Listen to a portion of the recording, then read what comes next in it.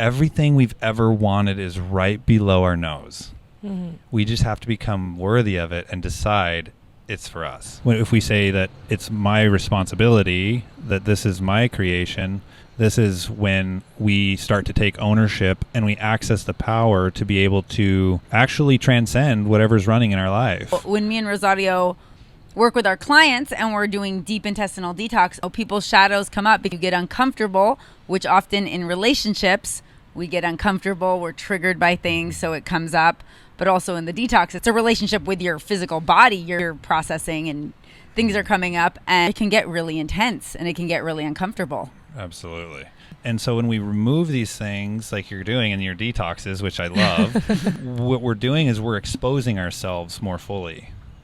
And we're getting a clearer glimpse as to who we really are. When we actually get the thing or start to get close to the thing we're trying to get, whether it's deep true love, soul union, wealth, belonging, it starts to trigger those deeper inner child wounds.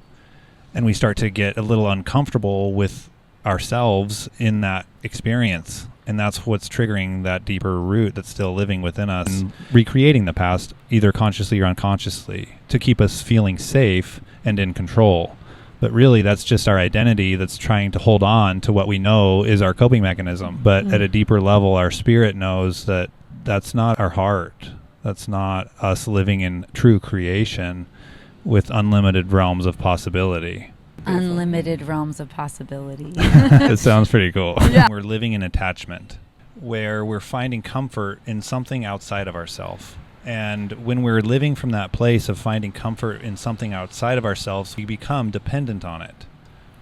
And now what we're doing is we're actually integrating into our behavior and our body through that experience. Because all lasting change happens in the body. Now what we're doing is we're moving into the experience and into the body where we're meeting the external reality in our experience, and we need to experience it in order to integrate it.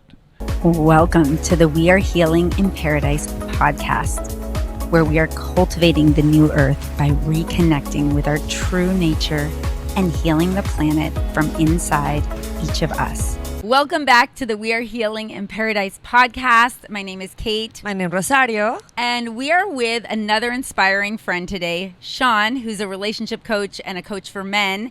And we're going to be talking about healing our relationships and healing from the inside out. So this is going to be an incredible conversation. I invite you to tune in with us and go on this journey because we believe that healing is possible naturally, and one of the biggest things that all of us want to heal is our relationships. So you can support our channel right now by liking this video. Please join us here in Playa del Carmen for this incredible conversation. Thank you so much for being with us in the podcast. And I saw a lot of your work on like social media. You touch really profound emotions on the people. How you feel is related your work with your mission in life, and what is like the goal of doing this work. Thank you guys for having me. I'm so grateful to be here. It's such a beautiful thing to share. So I focus in, like you shared, men's coaching and relationship coaching. And so my passion in this life is to bring awareness to what's unconscious and how that infiltrates our relationships and the quality of our life. And I try to do it in a way that's loving and compassionate, and then I slowly ramp up the fire so that we can see that we are responsible for those creations. Because ultimately, we are the ones who have to take ownership for everything that's happening on the outside. It's a reflection of what's happening on the inside. Exactly. Correct? Yeah, I love how you just said that. It's exactly right. When we start the spiritual path and, from changing that perspective from looking outward to looking inward, it's a complete shift. And it can be a little challenging to accept some things in our life. But this is the deepest work that leads to the biggest return. So that's why I focus in this area where we can really transcend the bigger things that are driving a lot of the problems. So what do you find with working with your clients? Like, what are the bigger things that are driving those problems? Yeah. So one, victim consciousness, where we don't think it's our fault or our creation. And I don't like to say victim, right? Because it can be labeling, but if we say that it's my responsibility, that this is my creation, this is when we start to take ownership and we access the power to be able to actually transcend whatever's running in our life. But until we do that, the chances of us actually doing the deeper work to actually transcend it for the rest of our life is very minimal. In your work, what do you think is the most deep emotion that is getting stuck the people on like limits? So they don't create what they're supposed to create, or they have this belief like, oh, I'm the victim and I'm going to be the victim. What do you feel is they're earning from that? In a way, like unconsciously. For sure. I would say unworthiness, right? When we actually get the thing or start to get close to the thing we're trying to get, whether it's deep, true love, soul union, wealth, belonging, it starts to trigger those deeper inner child wounds. And we start to get a little uncomfortable with ourselves in that experience. And that's what's triggering that deeper root that's still living within us. And shame, unprocessed shame, right? Like that's what I like to say and call the cave of the soul, that many people know is there at some level. And when we know it's there, we feel it in our experience. But it's like a room that we're hiding from ourselves and that we'll never talk about with anybody else. And it's not until we reach that full self-responsibility that we have the inner courage, respect, and will to be able to open that door and walk through that room and feel the experience of that room fully without resistance or avoidance. And then we get to actually process the emotions that are there that are holding us into living in the past and recreating the past, either consciously or unconsciously, to keep us feeling safe and in control. But really, that's just our identity that's trying to hold on to what we know is our coping mechanism. But at a deeper level, our spirit knows that that's not our heart. That's not us living in true creation with unlimited realms of possibility. So Unlimited realms of possibility. It sounds pretty cool. Yeah, exactly. I was like, let's highlight that. I want that. Exactly. Well, we were talking off camera before the podcast about how when me and Rosario work with our clients and we're doing deep intestinal detox, we really access maybe that cave of the soul. Is that what you call it? Absolutely, yeah. And so, people's shadows come up because when you get uncomfortable, which often in relationships, we get uncomfortable, we're triggered by things, so it comes up. But also in the detox, it's a relationship with your physical body. You're processing and things are coming up. And yeah, I mean, we've experienced it personally, and like we witness it with a lot of our clients, and it can get really intense and it can get really uncomfortable. Absolutely. The deeper things like you're doing, it's a beautiful thing you're doing because you're actually in some way triggering those deeper things in a very healthy modality. And this is synonymous to the relationship or the relationship with the parents or the job that creates a challenge that we haven't yet built the regulation yet to contain. Yeah, no, we observe like how the people behave. Because imagine like when you're with your dad and your mom and like a child is like, oh, clean your room. No, I don't want to clean my room. Okay, well, eat this. No, I don't want to. So when you're like growing, it's like, I can do what I want. So sometimes this turns into bad habits. This is a reality. And then the people is like, oh, I can drink a cup of wine every day. Or, well, let's drink the whole bottle, right? Or I can smoke so much. Or I can go and party a lot. But then when they start seeing themselves like, oh, okay, if I don't eat a piece of bread for 20 days or 21 days, oh, I'm going to suffer and I'm going to die. And then we see how like they get addicted even to their own habits. And because they don't want to lose the belief that is keeping them in that position that they don't want. So for me, sometimes it's like I feel like people are in love into their victim side, and it's really like difficult to take it out of your system, because it's a relation you got with yourself, and to see your limitations, so it's really awkward. Right. And I see like it's like more it's like a hidden reward that we're getting. But like, how do you approach this with your clients? Like, how do you see yourself, like it's for me, it's really hard when they're doing the food. Oh my God, you need to see yourself, but difficult. Yeah, this is amazing. I love the question. And something that came to my mind when I heard you share like around that victim, right, is a synonymous word there too, which is the ego or the identity. And that's, I feel like, when we're living in attachment, when we're living in some form of, and this is a little bit harsh for my liking, but a coping mechanism where we're finding comfort in something outside of ourselves. And when we're living from that place of finding comfort in something outside of ourselves, we become dependent on it. And when that dependence is living, our state of being is dependent on this thing. And whether it be the relationship, the coffee, the smoking, the drinking, whatever it may be, the porn, the food, right? And so when we remove these things, like you're doing in your detoxes, which I love, what we're doing is we're exposing ourselves more fully, and we're getting a clearer glimpse as to who we really are. And one of my friends said really well, our inner child, the state of our inner child, is who we really are. And I'm like, oh, that hit, right? It's like, because that part of ourself is the part of ourself that comes out when we're in an F type, meaning fight, flight, freeze, or fawn, right? When we don't have that frame in the container of our higher self holding the space, we become reactive. And when we're reactive, when we don't respond in consciousness in the present moment, most often we're recreating the past.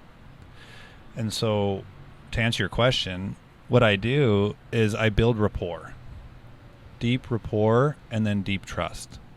And I only meet them right where they're at and where they're capable and willing to go. I never push. I only invite, and I always hold a container that's in so much love and reverence for their space that they feel so safe, and they surrender into their experience. And when it's like in any relationship, if it's truly safe and sacred and reverent, what happens? Yeah, you just melt. Flow. Yeah, Exactly. you melt. You're like, oh, it's like I can let go. You said something earlier about regulation. I don't know exactly how you worded it, but it was beautiful. So is this kind of how you help people regulate their emotions and their nervous system? Yeah, so I've written up a few ebooks that helps. So there's different levels of integration, right? And it always starts in the mind. And when we meet it with the mind, we have awareness of it. But then we need to become the owner of the experience and see where we're at in that experience. Yeah. It's like, okay, I'm here. It's like, oh, wow, I didn't know that. And now we're having some form of change in viewpoint in our mind. This is the first step.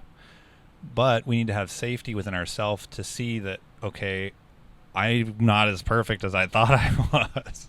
And this is when the awareness is starting to see the identity from a place of awareness in non-judgment, right? Because to do these things, we need to have ultimate courage and the epitome of humility, right? Because the identity, the ego, does not want to be like, yeah, so I made a mistake, actually. Yeah. And so there's a bit of avoidance there, a resistance. And when we're in resistance, it persists. And so then the next step of integration is when we start to see from another viewpoint, and then we start to actually try to change our behavior, our language, and our energy around whatever that is. And now what we're doing is we're actually integrating into our behavior and our body through that experience, because all lasting change happens in the body. Nothing ever changes truly if it only happens in the mind. And our beliefs help. NLP helps. Yeah. It's a part of the equation, but it's not until we integrate that in our behavior and our experience do we become a part of it. That's embodiment, right? We've embodied this. So they need to change. go through like the shame, but also the guilt in a way, Yeah. so can go and like be safe. And because I feel like a lot of people don't realize, like with my person, when I know that I become like sick in the moment now, no, I don't take any medications because we do detox. I used to be like really unconscious and like really being victim of the world and be really angry and always like, oh, this happened to me because I need to have drama in my life, and obviously I get the drama, in the COVID, I get this thing. And I was taking a lot of medications and I almost died 3 times in 2 years. It was like a disaster. I was super unhealthy because I didn't want to approach that I was ashamed and I was having a lot of guilt. And I feel like it's worse than victim. I was becoming a martyr. Okay. So it was like, oh, I'm the savior of the world, but I'm suffering so much. You need to see me, and it's like an internal war because obviously nothing is happening outside. Everyone is living their life. You're living your life. You're living your life. We're hanging together right now, but everyone is like a universe, right? So now I understand, like, wow, it was like having too much guilt in my system, but it's really difficult to approach it alone. Right. Exactly. And as you said, it's a relation with everything. Like in this world, we are related even with the water, like with the clothes, with the chair we're sitting, with the microphone and these things. Yeah, for sure. And so, like, to go a little bit deeper on your question, like how I create that safety for my clients is appreciating their reality and appreciating where they're at in their experience in complete non-judgment and absolute love. And when we feel that love and being accepted for being, there's what I like to call it a zone of tolerance, where we're like, I'm comfortable with sharing this with you, Rosario. I'm comfortable with sharing this with you, Kate. Like, this is this level of safety that we've created in our relationship. And Malcolm Gladwell kind of calls us the fist. It's like we've developed like a way of being that's considered appropriate for our relationship. And this determines my ways of being, acting, energizing, communicating, behaving. And this is the comfort zone of the identity. But when I start to edge out of this expression, it's like, what's happening? It's like I'm expanding myself. And so that's when I like to let them know it's okay, and I applaud them for that, because that's growth. So, yeah. And it's when we start our journey from complete unconsciousness, right? Let's just say we're like Neo living in the Matrix and he doesn't know anything else exists, right? This is when our zone of tolerance is extremely wide, where we can create extreme dysregulation in our experience and not be aware of it, right? But when we start to heal, what we're doing is our zone of tolerance of what we're willing to accept in our experience gets smaller and smaller and smaller. And as we keep going down the path, we start doing detoxes, fasts, like things that we would be like, there's no way I'm doing that from a complete unconscious state of being.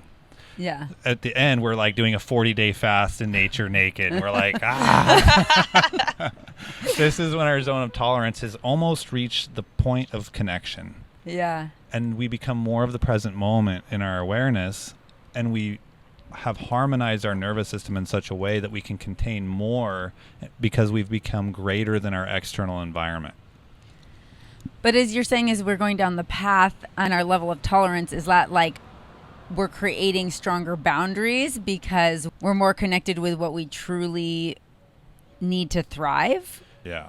So if we think of that, like, for the cameras, I'll go this way, right? So we have the wide part here, and we go down into a triangulated position into the point.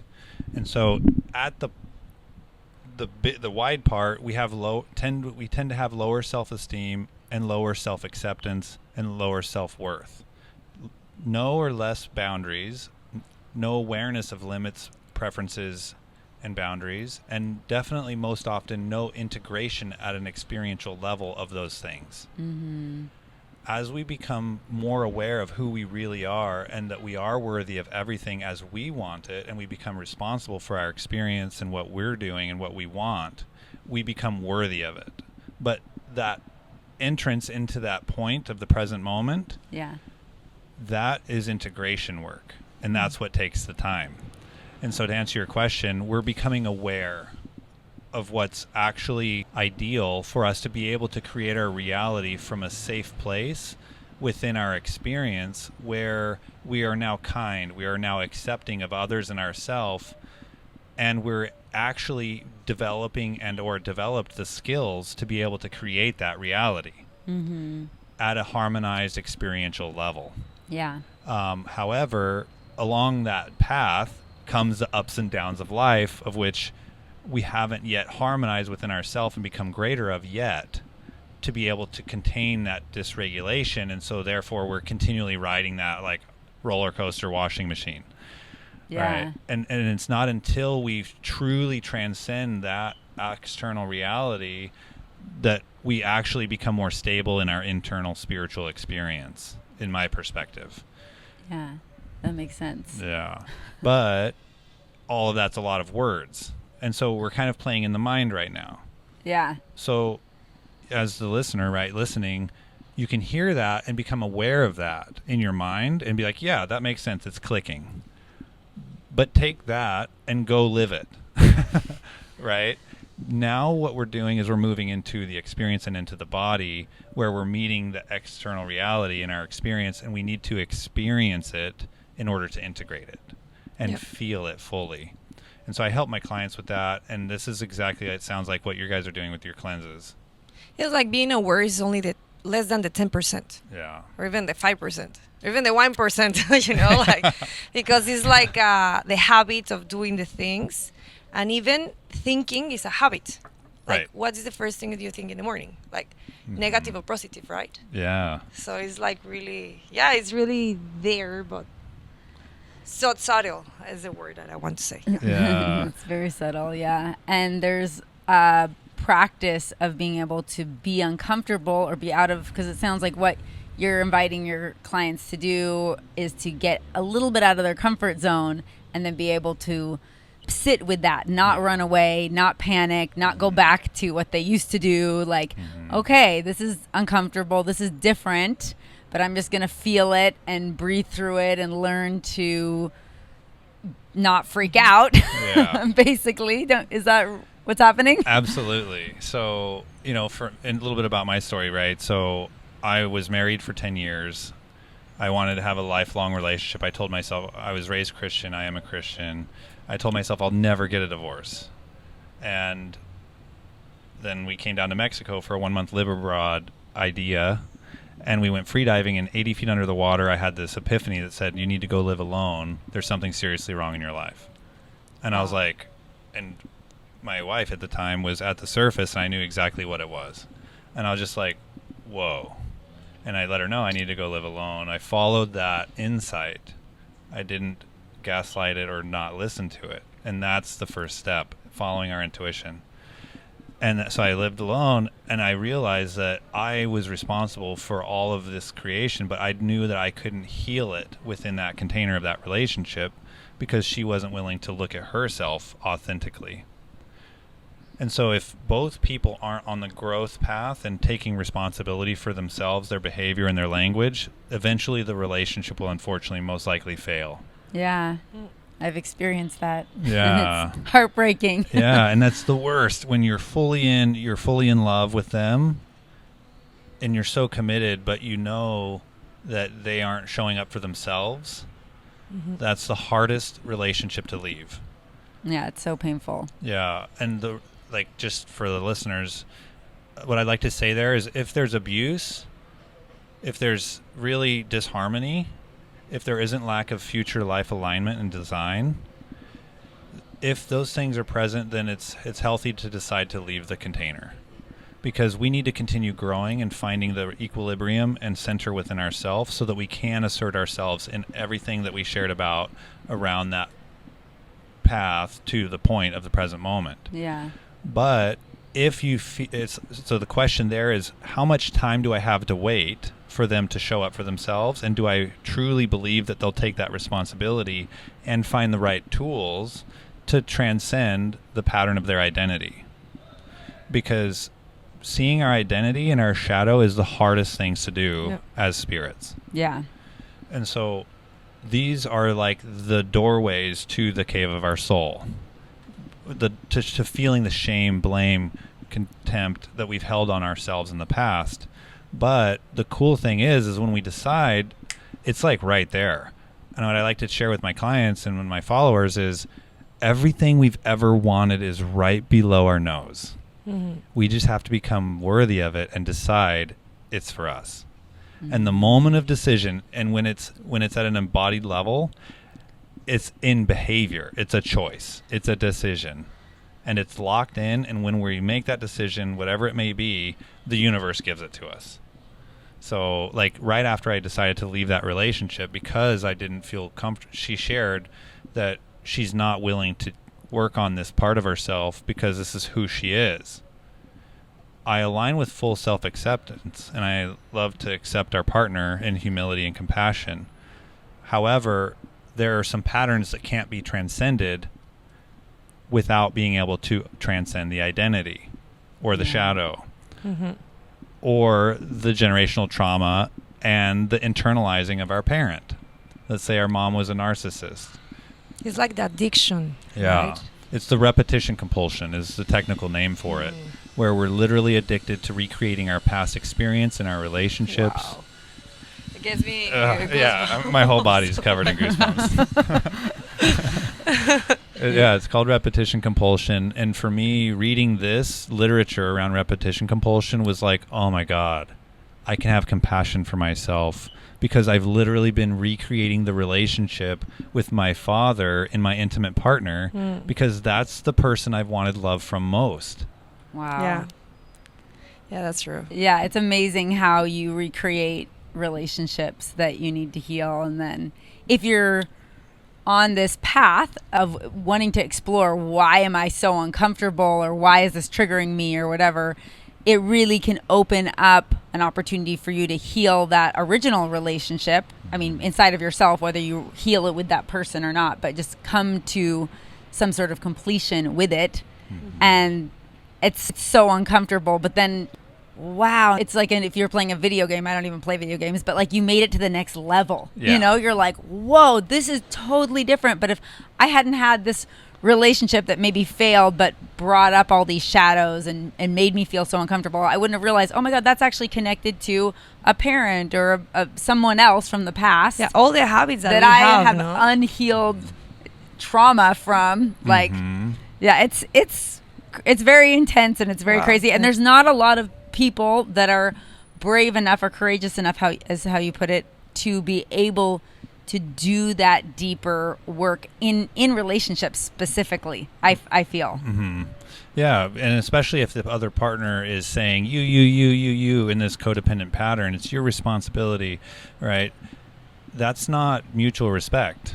Like that's not acceptance. I'm not exuding acceptance and true love in that behavior when I'm saying you, blame, shame, judgment.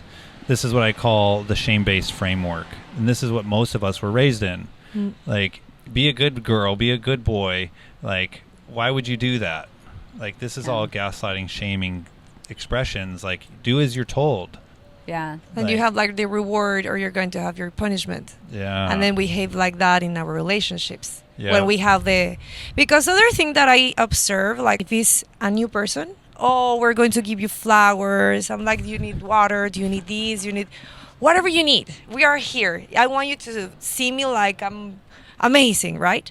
But then when I have a lot of trust, it's I know this person. Yeah, you can take a menu. Yeah, okay, let's go if I want, and it's like, wow, like it needs to be the opposite. If I don't know you, why I need to treat you like amazing and not like you're my sister, like as you're supposed to, because you are like my family. Right. So I am observing this because it's like the circus or the show for everyone else, but it's mostly for myself. It's beautiful. Yeah, but I'm observing now, like, having like a with the detox, like you're talking about the relation, understanding like everything comes from where you're a child and everything comes from there.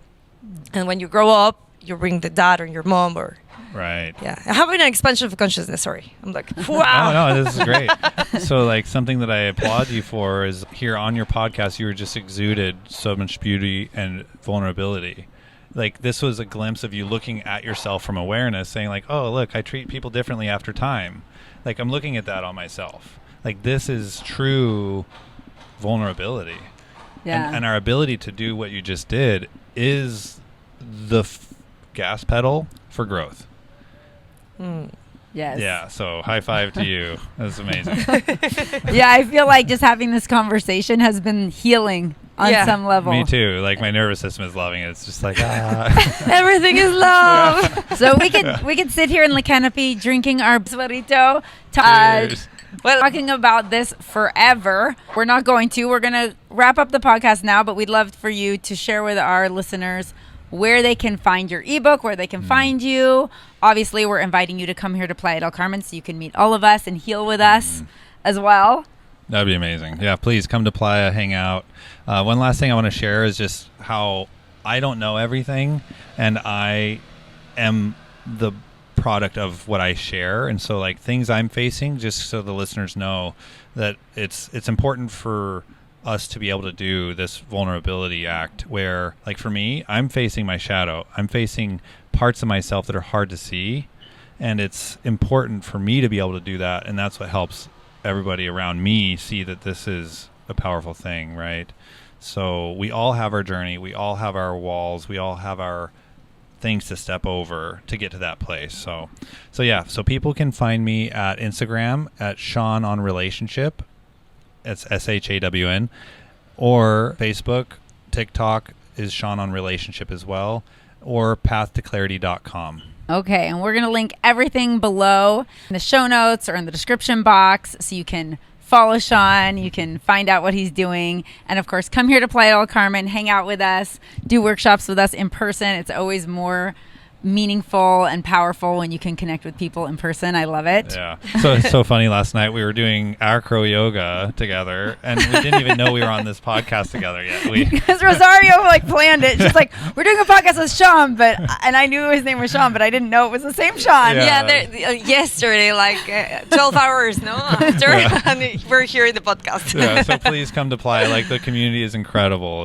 There's so much heartwarming love and acceptance of everything. Yeah, we're always creating and having fun together. So if you like this content, if you believe it's possible to heal naturally with food, herbs, and connecting with nature, including your true nature, then please subscribe. Please hit that notification bell so that you never miss an episode. Leave us a comment. Let us know if you have questions for Shawn. Let us know what you want us to cover in our next podcast. We love hearing from you, and we look forward to seeing you in the next one. Adios. Adios.